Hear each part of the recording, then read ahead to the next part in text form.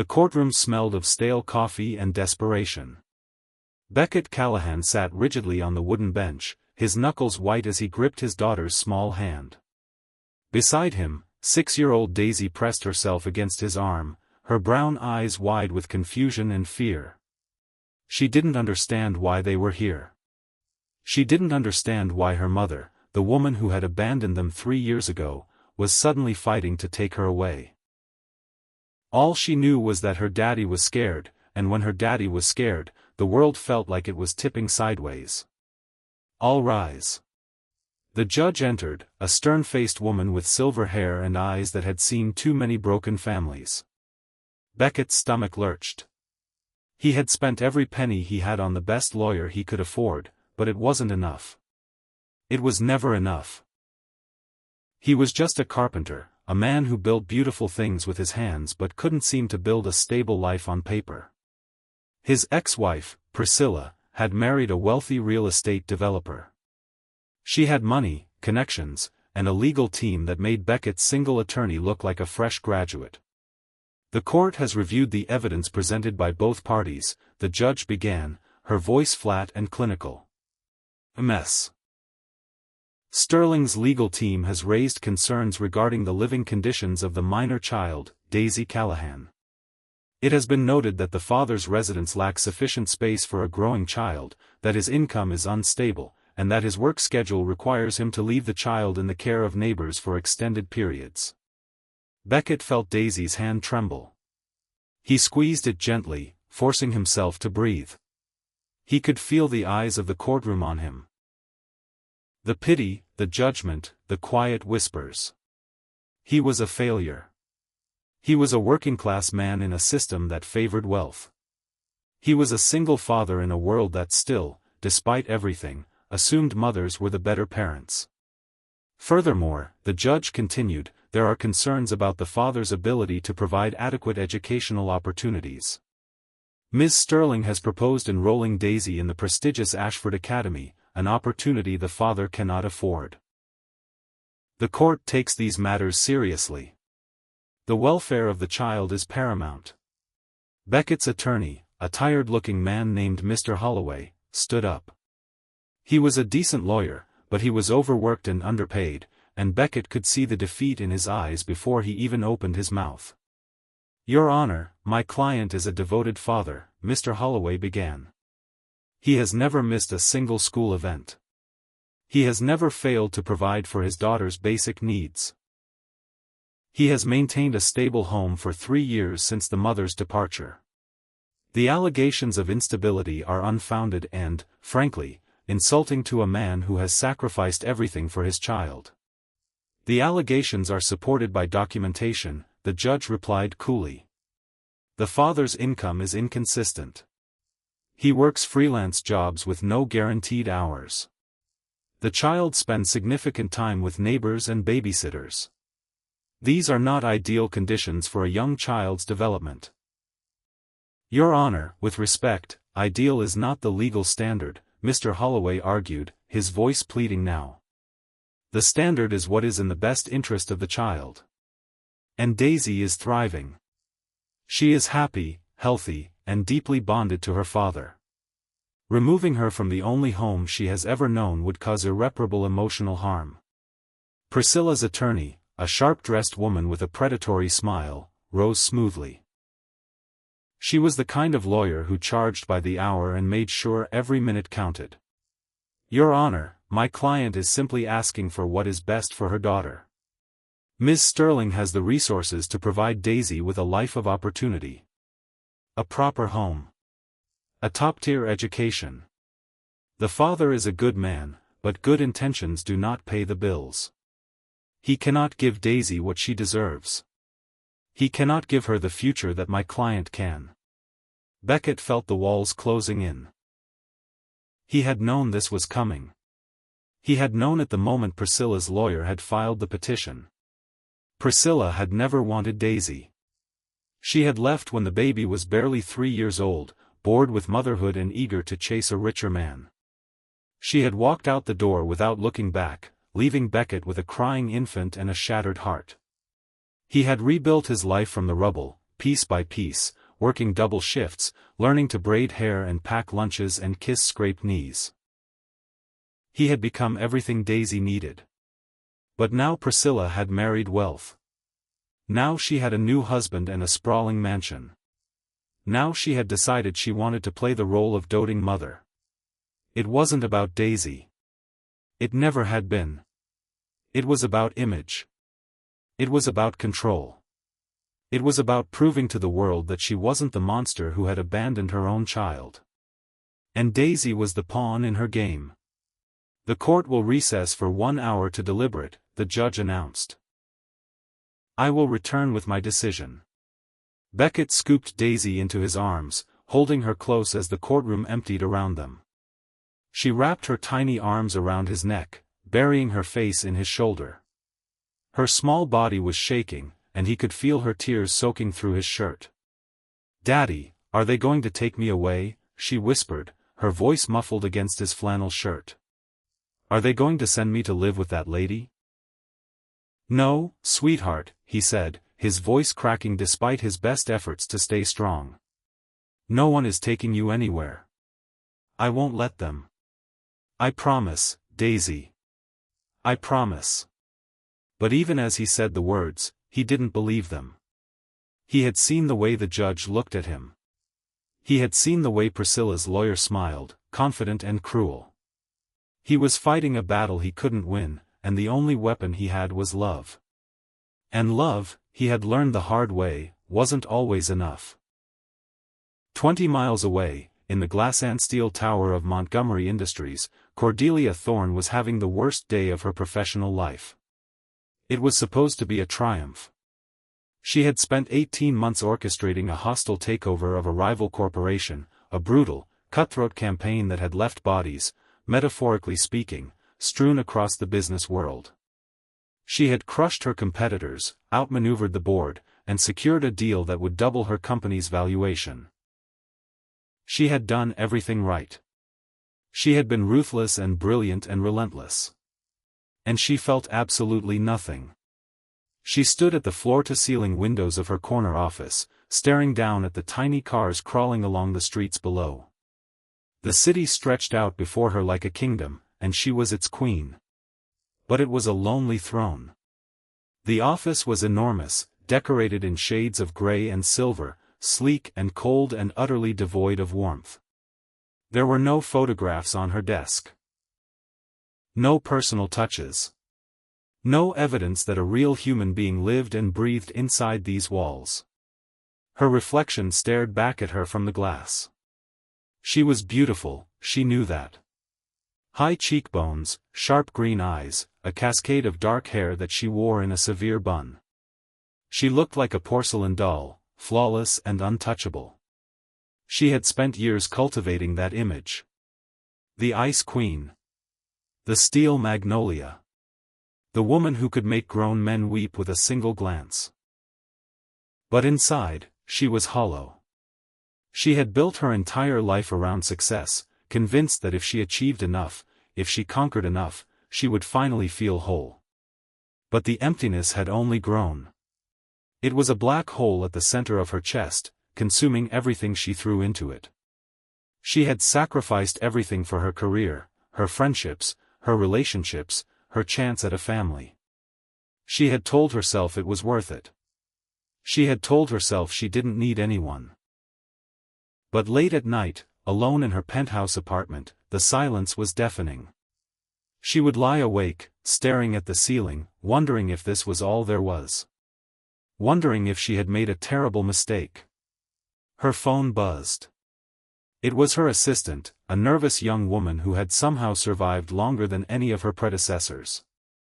"Ms. Thorne, your mother is online too." Cordelia's jaw tightened. Her mother, Daphne, was the only person in the world who could still make her feel like a frightened little girl. They hadn't spoken in 6 months, not since Daphne had made another cutting remark about Cordelia's empty life.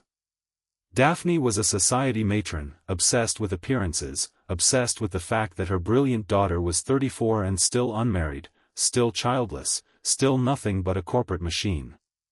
"Tell her I'm in a meeting," Cordelia said. She said it's urgent. Something about a custody case she's involved in. Cordelia frowned. Her mother was on the board of a children's charity, but she rarely involved herself in legal matters. What kind of custody case? I don't have the details, Ms. Thorne. She just said it was important. She sounded distressed. Cordelia sighed, pinching the bridge of her nose. She was exhausted. She had been working 18-hour days for weeks, and the last thing she needed was her mother's drama. But Daphne wouldn't call unless it was truly serious. Put her through. Cordelia, her mother's voice rang out, crisp and commanding, but with an edge of urgency that Cordelia rarely heard. Thank God you answered. I need your help. It's about a little girl. A 6-year-old named Daisy. Her mother is one of my charity donors, a woman named Priscilla Sterling. She's trying to get custody of her daughter, and I've just heard from the judge's clerk that the father is likely to lose. Mother, why is this my concern? Cordelia asked, already bored. I don't involve myself in other people's legal battles. That's what lawyers are for. Because the father is a good man. A working man. He doesn't deserve to lose his daughter to that calculating woman. I've met Priscilla Sterling. She's a social climber. She doesn't care about that little girl. She cares about appearances. She cares about winning. And I need someone with resources to help him. Someone who isn't afraid to fight. You want me to get involved in a custody battle? Mother, I run a billion-dollar corporation. I don't have time to play savior to strangers. Cordelia, you have never had time for anyone but yourself, her mother said sharply. And look where that has gotten you. Alone. Empty. Miserable. I know you think you're above all of this, but you're not. You're a human being, and somewhere in that frozen heart of yours, there must be a shred of decency left. This little girl needs someone to fight for her. And her father can't do it alone. He's been fighting alone for 3 years. He's exhausted. He's terrified. And he loves his daughter more than anything in this world. Cordelia was silent for a long moment. Her mother was manipulating her, playing on the one vulnerability she had never been able to harden. Children. Cordelia had always wanted children. She had dreamed of having a family, of coming home to little faces and sticky fingers and bedtime stories. But she had never allowed herself to have them, convinced that motherhood would derail her career, that she couldn't be both a CEO and a mother. She had sacrificed that dream on the altar of ambition, and she had told herself she didn't regret it. But she did. Every single day. Send me the details, she said finally. I'll see what I can do. Thank you, Cordelia. I know you think I'm just meddling, but this matters. This little girl matters. I know, Mother. Goodbye. She hung up and stared at her reflection again. What was she doing? She didn't know this man. She didn't know this child. She was a businesswoman, not a philanthropist. She had no business inserting herself into a legal battle. But something in her mother's voice had stirred something deep inside her. Something she had thought was dead. 2 hours later, Cordelia walked into the courthouse. She had done her research on the drive over. She knew all about Beckett Callahan, the carpenter who had been fighting alone for 3 years to raise his daughter. She knew about Priscilla Sterling, the wealthy socialite who had abandoned her child and was now trying to reclaim her. She knew that the judge was likely to rule in favor of the mother, simply because she had money and status. It was the oldest story in the book. The system favored the rich, and the poor got crushed underfoot. Cordelia had built her empire on disrupting systems that favored the powerful. She wasn't about to let this one slide. She found Beckett in the hallway, sitting on a bench with Daisy on his lap. He looked exhausted, hollow-eyed, like a man who had already lost everything and was just waiting for the final blow. His clothes were worn but clean, his hands calloused from years of work. There was a gentleness in the way he held his daughter, a protectiveness that radiated from every inch of his frame. When he looked up and saw her approaching, his expression shifted to confusion. She was clearly out of place here. Her designer suit and expensive heels screamed wealth and power, two things that had no business in a courthouse hallway. "Can I help you?" he asked, his voice wary. "Beckett Callahan?" Cordelia said, extending her hand. "My name is Cordelia Thorne. I'm a businesswoman. Your case was brought to my attention, and I want to help." He stared at her hand like it might bite him. "I don't understand. Why would you want to help me? You don't even know me." "Because I know what it's like to fight alone," Cordelia said simply. "And because no child deserves to be a pawn in someone else's game." Daisy peered up at her, her big brown eyes filled with curiosity. She had a smudge of chocolate on her cheek and a tiny gap where she had lost a front tooth. She was the most precious thing Cordelia had ever seen. "Are you a princess?" Daisy asked, her voice small and sweet. Cordelia smiled, a small, hesitant smile. She hadn't smiled like that in years. "No, sweetheart. I'm just someone who wants to help you and your daddy." "She's a friend," Beckett said, his voice softening. He still looked confused, but there was a flicker of hope in his eyes that hadn't been there before. "A friend who might be able to help us." The judge called them back into the courtroom. Cordelia sat in the gallery, watching as Priscilla Sterling took the stand. She was beautiful, impeccably dressed, her smile perfectly calibrated to seem warm and maternal. But Cordelia saw through it. She had spent years reading people, parsing their motives, and Priscilla was a textbook narcissist. She didn't want Daisy. She wanted a trophy. A prop for her perfect life.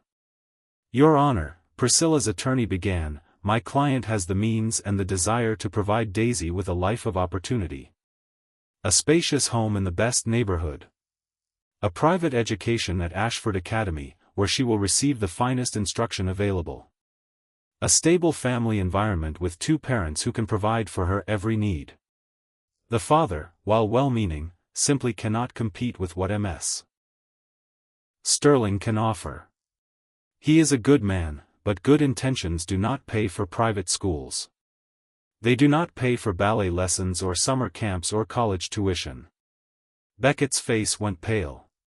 He had worked so hard, sacrificed so much, and still it wasn't enough. "Your Honor, may I approach?" Cordelia rose from her seat, her heels clicking sharply against the marble floor. The judge looked up, surprised. "Who are you?" "Cordelia Thorne, Your Honor.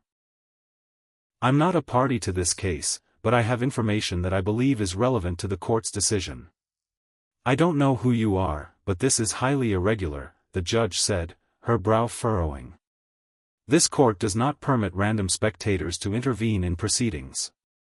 "Your Honor, if I may," Cordelia said smoothly, stepping forward with the confidence of someone who had faced down hostile boardrooms and ruthless competitors.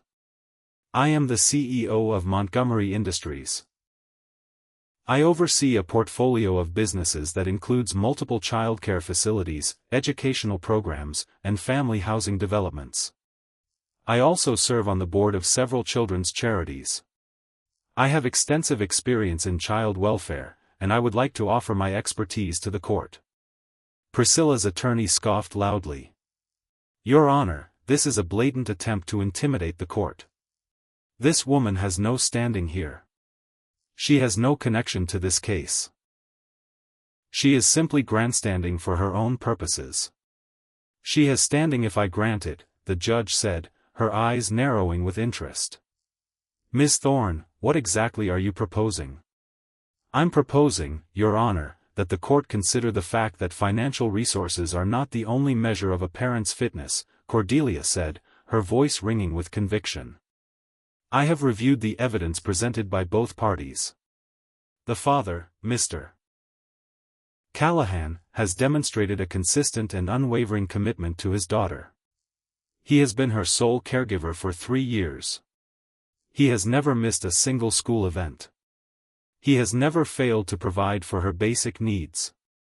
He has maintained a stable home, despite working multiple jobs.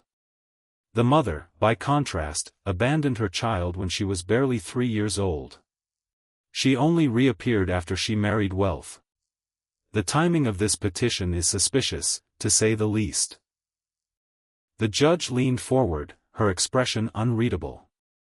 Are you suggesting that Ms. Sterling is acting in bad faith? I am suggesting, Your Honor, that the court should consider the child's emotional well-being, not just her material circumstances, Cordelia said. Daisy is bonded to her father. Removing her from his care would cause significant trauma. Studies have shown that children who are removed from their primary caregiver suffer long-term psychological damage. And I can personally attest to the fact that Mr. Callahan's financial situation is not as dire as Ms. Sterling's team has portrayed. I have already contacted my legal team, and I am prepared to offer Mr. Callahan a position at Montgomery Industries, with a salary that will more than adequately support his family. I am also prepared to sponsor Daisy's education at any school of her choosing. The courtroom erupted in murmurs. Priscilla's face turned red with fury. This is outrageous. She's bribing the court. Your Honor, this cannot be allowed. Your Honor, I'm simply offering a solution that ensures Daisy's well-being, Cordelia said calmly. I have no stake in this case other than my belief that every child deserves to be with the parent who loves them most. And it is clear to me, and I believe to anyone with eyes, that Mr. Callahan is that parent. Look at him. Look at the way he holds his daughter. Look at the way she clings to him. That is love. That is the bond of a father who has given everything for his child. That is what matters. The judge was silent for a long moment. Then she nodded slowly. Ms. Thorne, I appreciate your candor. Mr. Callahan, do you accept Ms. Thorne's offer of employment? Beckett looked at Cordelia, his eyes filled with disbelief. He looked like a man who had been drowning and had just been thrown a life preserver. Yes, Your Honor. Of course I do. I'll do anything. I'll work any hours. That will be sufficient, the judge said, cutting him off. Then I am prepared to rule. This court finds that the best interests of the minor child are served by maintaining her current living situation with her father. Ms. Sterling's petition for custody is denied. However, the court will grant Ms. Sterling supervised visitation, to be arranged at a mutually agreeable time. Priscilla's face went pale with shock and rage. Your Honor, I object. Your objection is noted and overruled, the judge said firmly. This case is closed. Court is adjourned. Outside the courthouse, Beckett fell to his knees in the middle of the sidewalk, tears streaming down his face. He didn't care who saw him. He didn't care that strangers were staring. All he cared about was the little girl in his arms. Daisy threw her arms around him, laughing and crying at the same time. You did it, Daddy. You did it. Beckett pulled her close, burying his face in her hair. We did it, he whispered.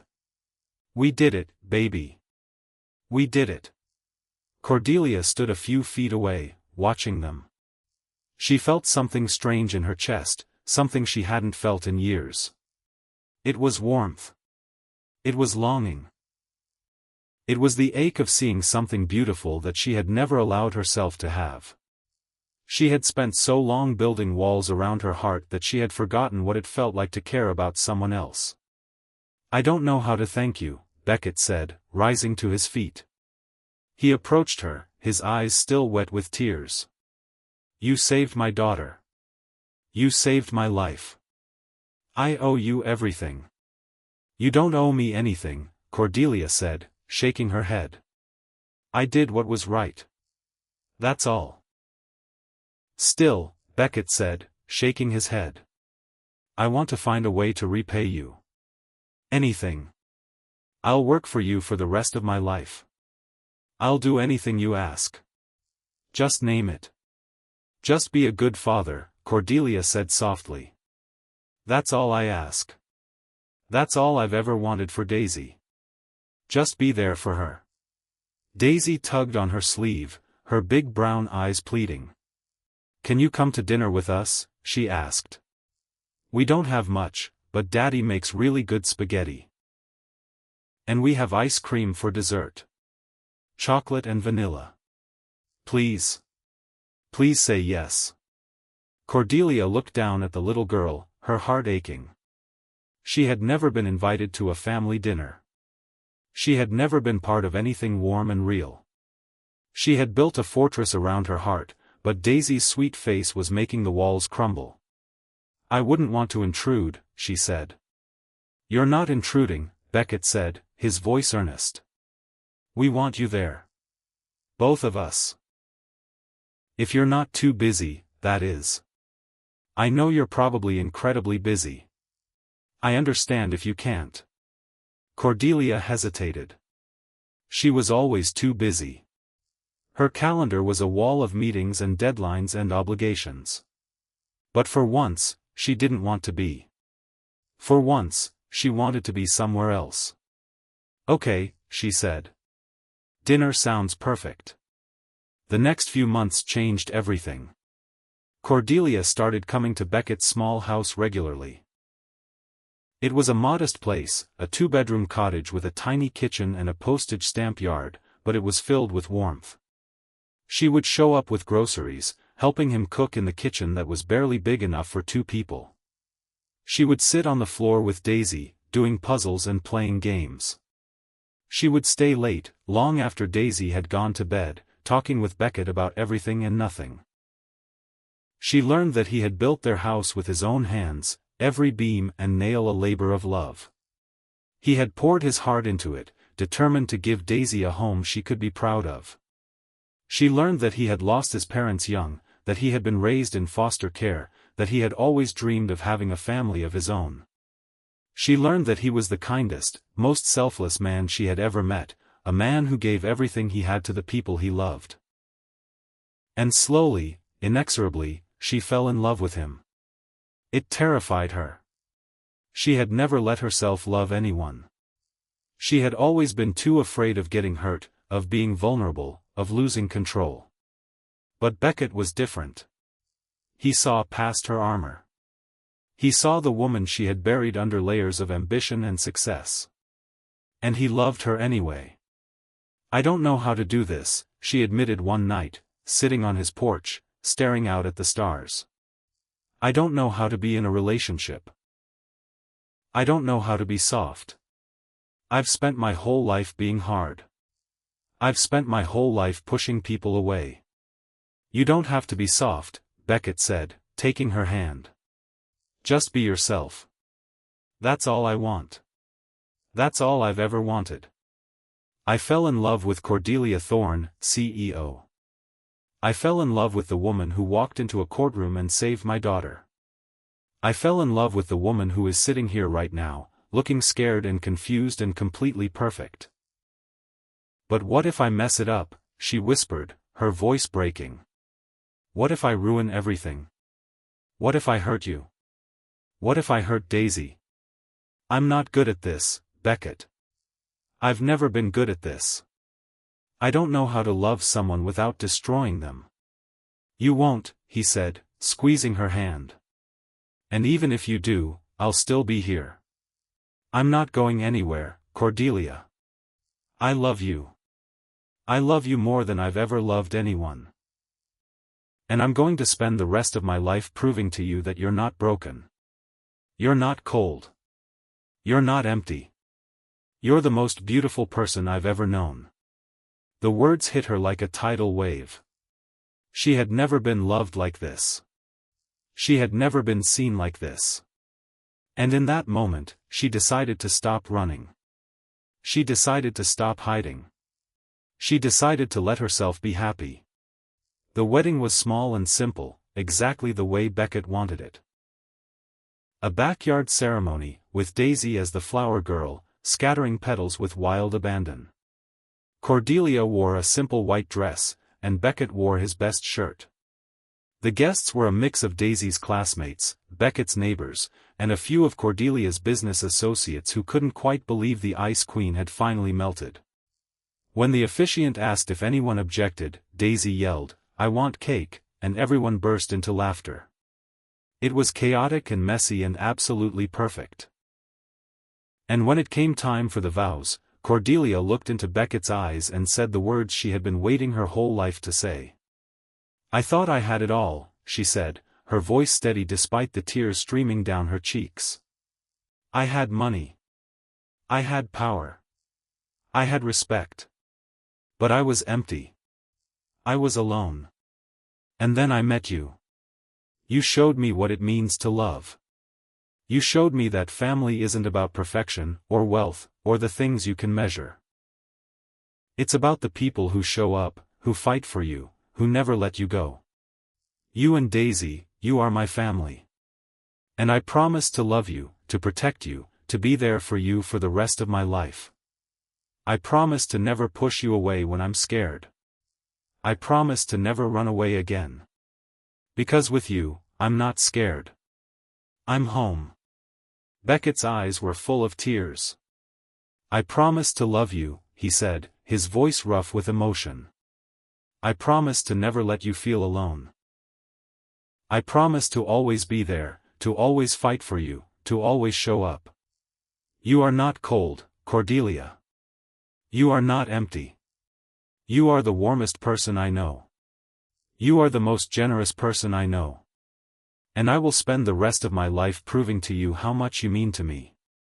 I will spend the rest of my life making you feel as loved as you deserve to be."